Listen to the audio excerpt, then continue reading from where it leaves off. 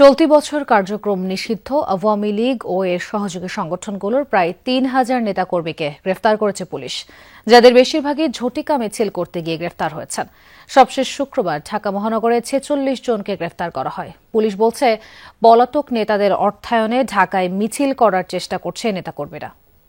প্রাণ সসের মাখামাখি টেস্ট নুডলসকে করে তোলে আরো ইয়ামি আরো জোস। প্রাণ সস, সসের বস। চলতি পথে হঠাৎ করে হাতে গোনা কয়েকজন একসঙ্গে হয়ে চেষ্টা করছে মিছিলের। কিছুক্ষণের মধ্যেই মিছিল শেষ করে যে যার মতো মিশে যাচ্ছে পথচারীদের ভিড়ে।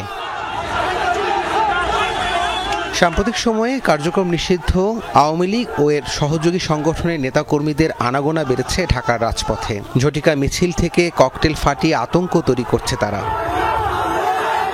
শুক্রবার ভোর থেকে রাজধানীর বিভিন্ন থানা এলাকায় অভিযান চালায় পুলিশ।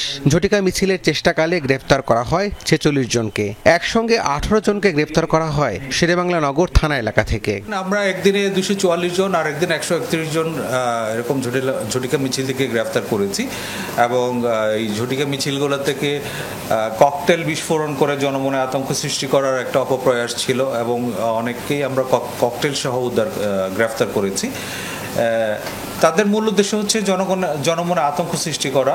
পুলিশ বলছে, গ্রেফতারের ঘটনাগুলো গণগ্রেফতার নয়। পলাতক নেতাদের অর্থায়নে মিছিলে অংশ নিলেই টাকা পাচ্ছে কর্মীরা। চলতি বছর এমন ৩,০০০ জনকে গ্রেফতার করা হয়েছে। এটা আসলে গণগ্রেফতার বলা যাবে না। আমরা যে গ্রেফতারগুলো করছি একদম তাৎক্ষণিকভাবে ঝটিকা মিছিলে যাদের পাওয়া যাচ্ছে এবং সুনির্দিষ্ট অভিযোগের ভিত্তিতেই আমরা গ্রেফতার করার পরে যাচাই বাছাই করে দেখছি তাদের পূর্বাপর যে ইতিহাস।